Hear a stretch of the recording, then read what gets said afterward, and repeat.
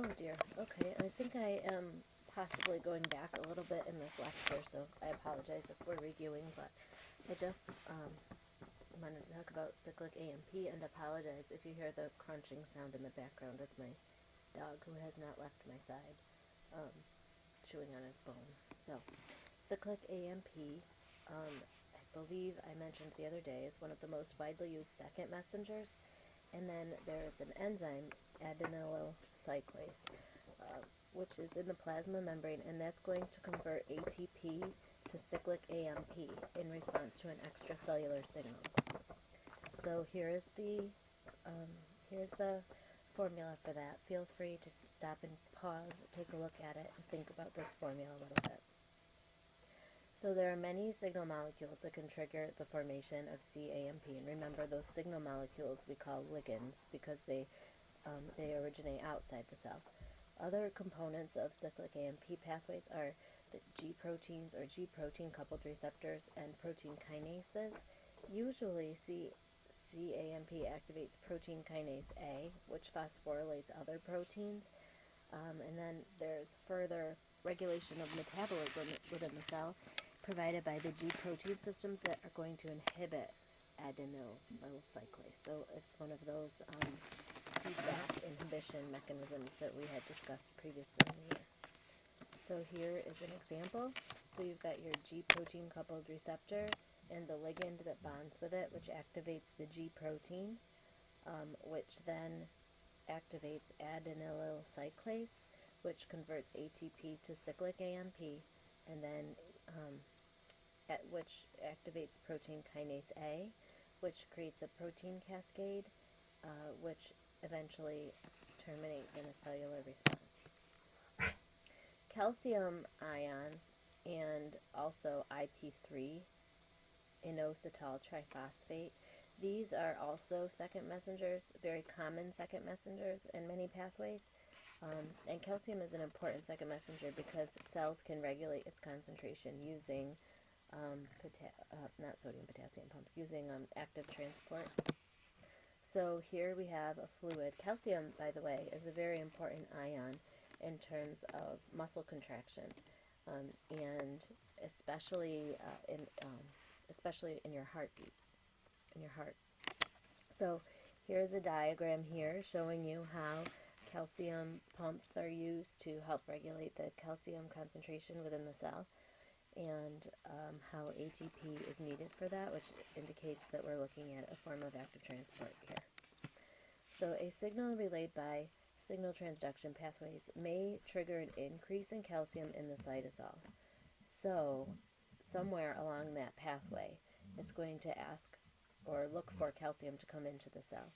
And pathways that lead to the release of calcium involve inositol triphosphate, or IP3, and also something called DAG as a second messenger. So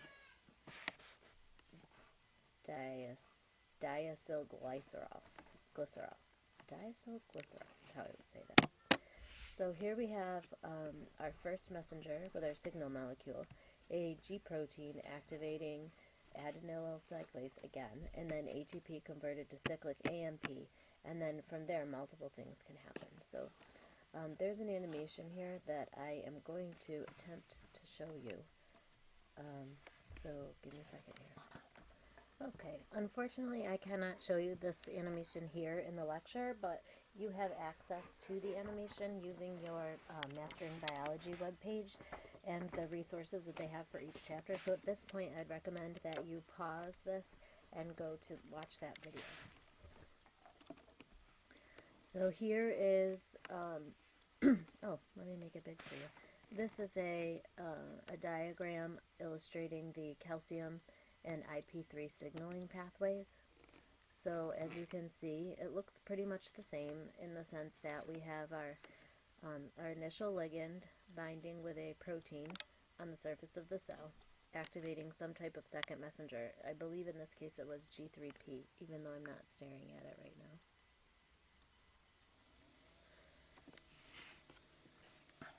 Yes, here we go.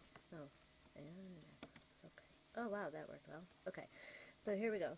The G protein coupled receptor then activates the G protein here, which then activates another protein. PIP2 converts to PIP3, which then goes and activates a calcium channel, and then calcium is pumped from someplace into the cytosol, which is then used for various cellular responses. So the response typically is going to either be transcription of a gene or some type of cytoplasmic activity, and we call this the output response. So ultimately, the purpose of a signal transduction pathway is going to be to regulate one or more cellular activities. So the activity or the response could occur either in the cytoplasm or the nucleus.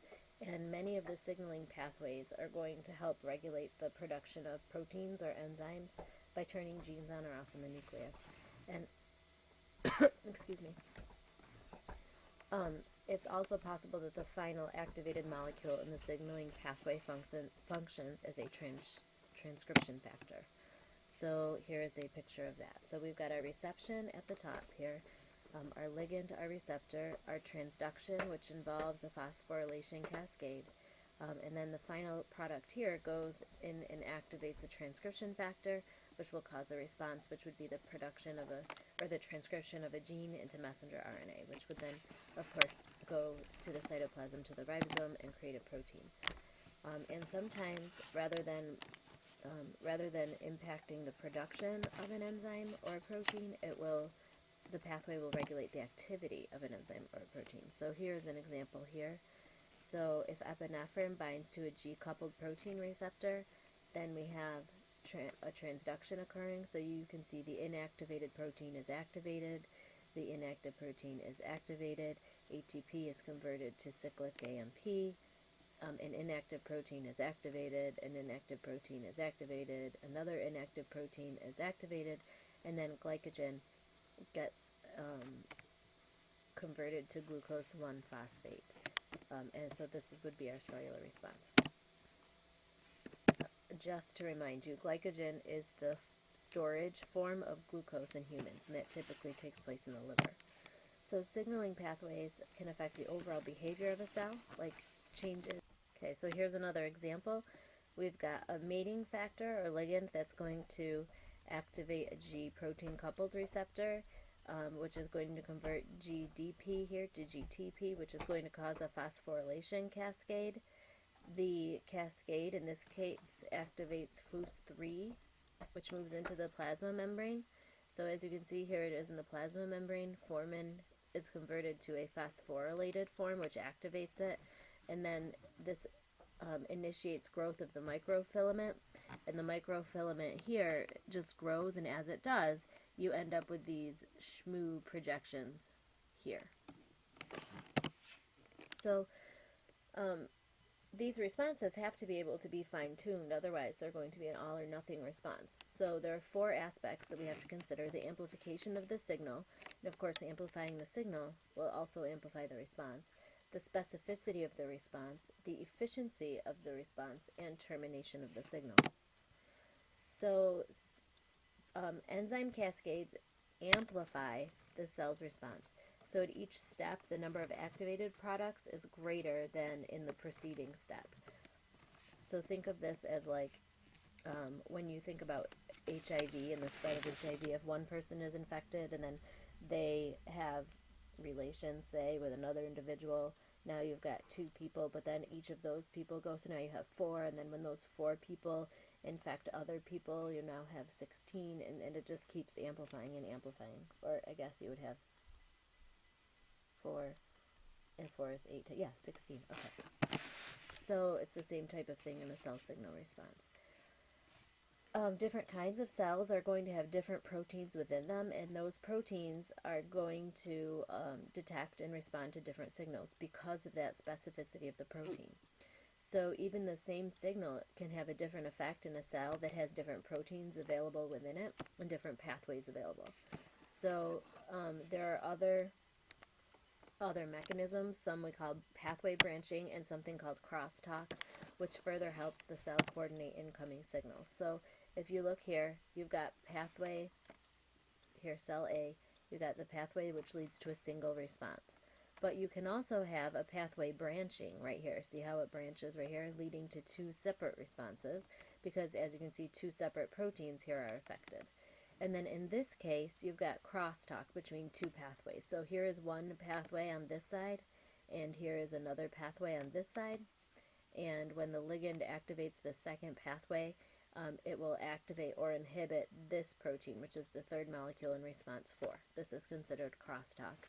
And in cell 5, we have a different receptor, which leads to a different response. So notice that this protein here is different from the proteins in this previous, the egg-shaped or oblong proteins in the previous diagrams, but the ligand here is the same. You still have the same red triangle, so as this ligand affects a different protein, it causes a different pathway to occur. So, there are also things called scaffolding proteins, which affect signaling efficiency.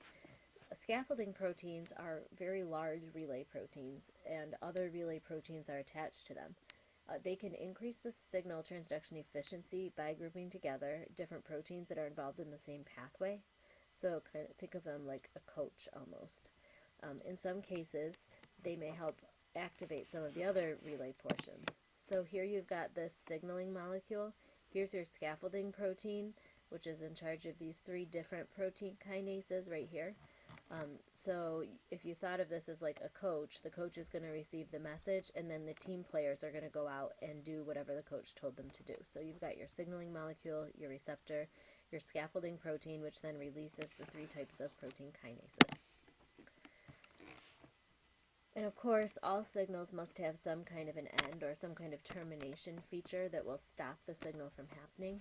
So one of the things that could happen is that the ligand concentration will fall and fewer receptors will be bound, and then unbound receptors will revert to an inactive state. Or we can have some problems with the signal transduction pathway. So for example, if there is blocked or defective signal transduction, this can result in various things like diabetes or different neurological diseases. Also, neurotoxins, poisons, and pesticides also affect signal transduction pathways, which prevent messages being relayed throughout the cell. And there are also different kinds of drugs or pharmaceuticals that are used to interrupt the signal transduction pathway for health means, for improving the health of an individual rather than for degrading the health of the individual, as the neurotoxins, poisons, and pesticides would do. Sometimes the cell signaling pathway will lead to apoptosis. Apoptosis integrates multiple cell signaling pathways. It's basically programmed or controlled cell death. So components of the cell are chopped up and packaged into vesicles that are digested by other types of cells, and this will prevent enzymes from leaking out of a dying cell and damaging the neighboring cells. Apoptosis is a very key cellular process that occurs during normal human development. So you've seen the pictures of when infants, well, I guess prior to them being an infant, neonates or fetuses in the womb have webbed fingers, and those webs disappear via apoptosis, for example. Apoptosis is also important in this worm, C. elegans. This results when proteins accelerate apoptosis and they override the cellular pathways that stop apoptosis from occurring. So as you can see, you've got this protein here, which is going to inhibit the activity of these 2 proteins, which are involved in apoptosis or cell death. Once a death signaling molecule comes in, this receptor somehow inactivates the ZED9 protein, which then cannot inactivate these proteins which are involved in the cascade, and the result is that the cell will die. We'll stop there.